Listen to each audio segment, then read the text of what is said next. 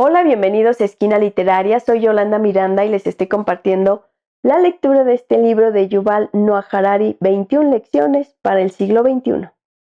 Estamos leyendo la lección número 6 que se llama Civilización y vamos a leer Alemanes y gorilas. Una diferencia todavía más fundamental distingue a los grupos humanos de las especies animales. Las especies a menudo se dividen, pero nunca se fusionan. Hace unos 7 millones de años, chimpancés y gorilas tenían antepasados comunes. Esta única especie ancestral se dividió en dos poblaciones que al final siguieron caminos evolutivos separados. Una vez que ocurrió esto, no había manera de volver atrás, puesto que los individuos pertenecientes a especies diferentes no pueden tener descendientes fértiles. Las especies nunca pueden fusionarse. Los gorilas no pueden fusionarse con los chimpancés. Las jirafas no pueden fusionarse con los elefantes y los perros no pueden fusionarse con los gatos. En cambio, las tribus humanas tendieron a unirse con el tiempo, en grupos cada vez más grandes. Los alemanes modernos surgieron a partir de la fusión de sajones, prusianos, suavos y bávaros, que hasta no hace mucho se profesaban poco cariño entre sí.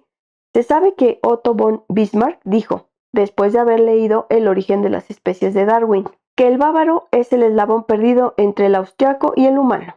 Los franceses se crearon por la unificación de francos, normandos, bretones, gascones y provenzales.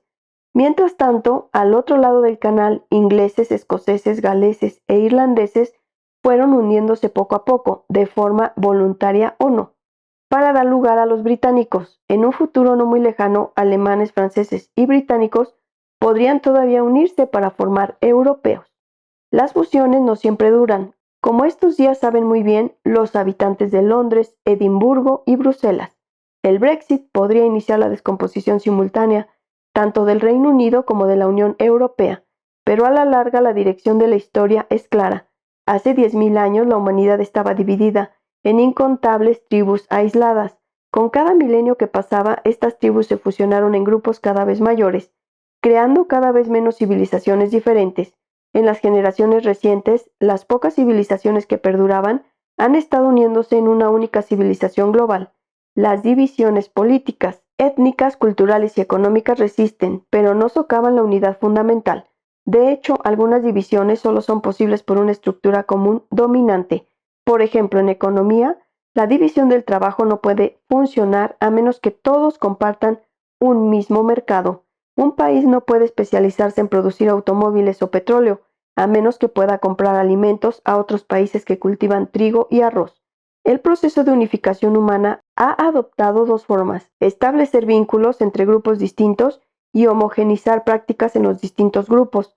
Pueden formarse vínculos incluso entre grupos que continúan comportándose de manera muy diferente. De hecho, se establecen vínculos incluso entre enemigos declarados. La propia guerra puede generar algunos de los vínculos humanos más fuertes. Los historiadores suelen aducir que la globalización alcanzó su primer punto culminante en 1913. Después experimentó una larga disminución durante la época de las guerras mundiales y la Guerra Fría, y solo se recuperó a partir de 1989.